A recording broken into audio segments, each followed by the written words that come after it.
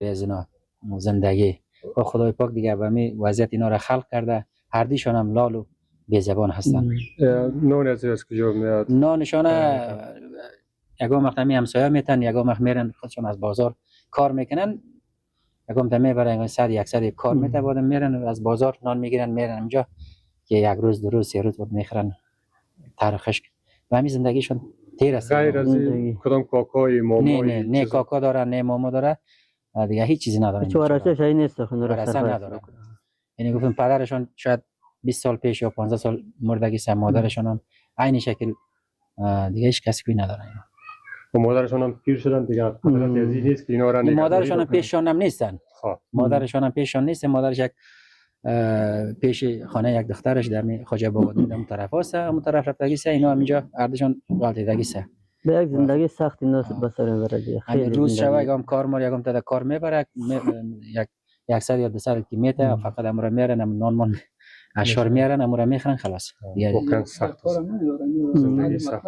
همین رمضان بود دمستان کردیم به خاطر این مرد افطار میرفته همونجا رفته افطاری میکردن دیگه. مسجد میرن به خاطر مردم قومی افطار میارن همونجا نان منشه میخرن بعد یکم غوری موری اگه اضافه کرد میارن اونجا سحریشون میخرن دیگه. از هر نگاه مستحق هستن دیگه. هر نگاه اگر هر بودش ببینین مستحق هستن.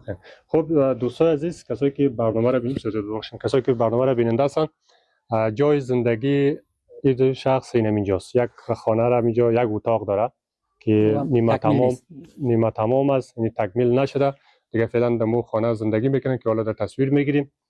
قوم تصمیم گرفتن که یک از این حداقل بتونن که زن بته به خاطر که سرپرستی بکنن، حداقل یک نان پخته بکنن یا مثلا لباسشون را بشویه. با این خاطر تصمیم گرفتن یک مقدار پول هم 50-60 هزار گفتن که جمع شده دیگه. با امید نمیشه با 50,000 و 60,000 باز وقتی که به اینا عروسی بکنن بر کدام از هیچ نباشه یک اتاق بکار است، ضرورت است.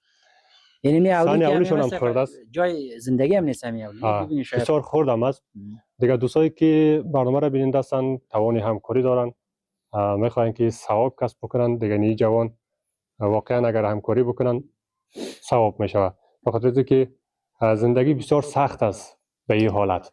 واقعا خیلی سخت است، خصوصا به سرپرست که نان نباشه مثلا یک کسی پخته بکنه براشون یا لباس.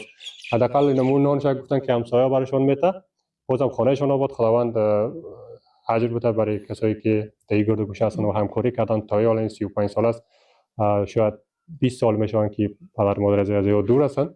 پدرشون فوت کردن، مادرشون دیگه پیر شدن دیگه، قدرت از این نیست که از اینا نگهداری بکنن دیگه. کسی ضرورت است که مادرشون نگهداری بکنن، اینا هم نمیتونن. با خاطر پیش دخترش رفتن که در اصولی در قد از مامان بیشتر اون طرف خوجه بادین میشه.